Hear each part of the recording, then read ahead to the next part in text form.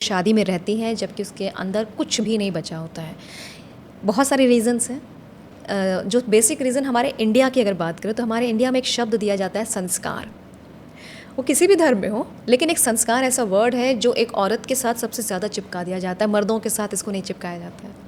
और वो संस्कार में क्या होता है, बहुत सारी जिम्मेदारी।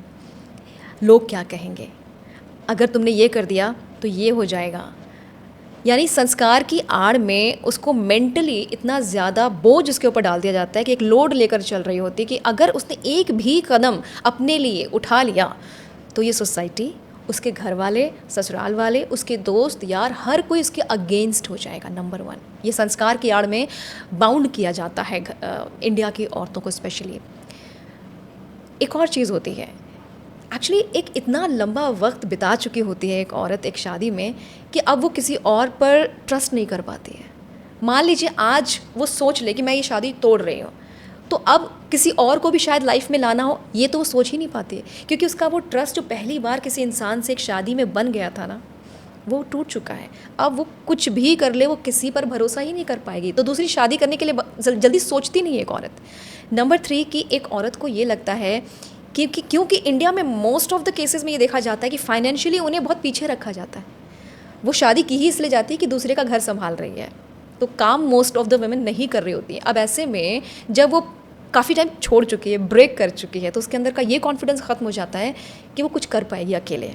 कम से कम जिस घर में है वहाँ उसको एक जीवन जीने के लिए बेसिक नीड मिल रही है, चलेगा इतना, एडजस्ट करना सीख जाती है। एक और चीज़ है कि अगर वो यहाँ छोड़ती है तो सबसे पहला साथ उसका कौन छोड़ता है, उसके घर वाले। घर वाले तो बल्कि बचपन से सिखा देते हैं एक औरत को, एक बच्ची को, औरत तो बाद में बनती है, एक बच्ची को बचपन में सिखा देते हैं कि शादी जहाँ होती है ना, अर्थी वहीं से उठती है। ये एक पेट लाइन है, मेरे भी घर वालों ने मुझे ये घोल कर पिलाया हुआ है कि शादी बेटा जहाँ करोगी, जहाँ शादी होगी, वहीं से अर्थी उठेगी, और यही संस्कार है हमारे। तो लड़की भी यही सोचती है कि पति परमेश्वर है मेरा और अर्थी मेरी यहीं से उठनी चाहिए। अपने बारे में जो लड़की सोचने लगती है वो बदचलन कहलाती है। अपने बारे में जो लड़की सोचने लगती है वो कैरेक्टरलेस कहलाती है। अपने बारे में जो लड़की सोचने लगती है और अपने आप पर खर्च करने लगती है अपने सदमे से बाहर निकलने के लिए, अगर सोच लीजिए, एक बार फ़र्ज़ कर लीजिए कि वो अपने हस्बैंड को छोड़ दे और उसके बाद अपनी ज़िंदगी अपने ढंग से जीने की शुरुआत कर देना, तो उसे एक टर्म है जो हिंदुस्तान में बड़े आराम से घरों में इस्तेमाल होता है, वैश्या कह दिया जाता है, बड़े आराम से। किस किस की तोहमत सहेगी वो लड़की, वो औरत शादी में रहते हुए, किस को सहेगी? इतना सहना नहीं चाहती है, क्योंकि ऑलरेडी बहुत सह चुकी है इस शादी में, वो अब और नहीं सहना चाहती है। इसलिए मोस्ट ऑफ द केसेस में शादी में एडजस्ट कर लेती हैं। जो लड़कियां अगर शादी में फंसा हुआ महसूस कर रही हैं, मेरा साफ तौर पे उनसे ये कहना है कि तुम दो में से कोई एक डिसीजन ले लो।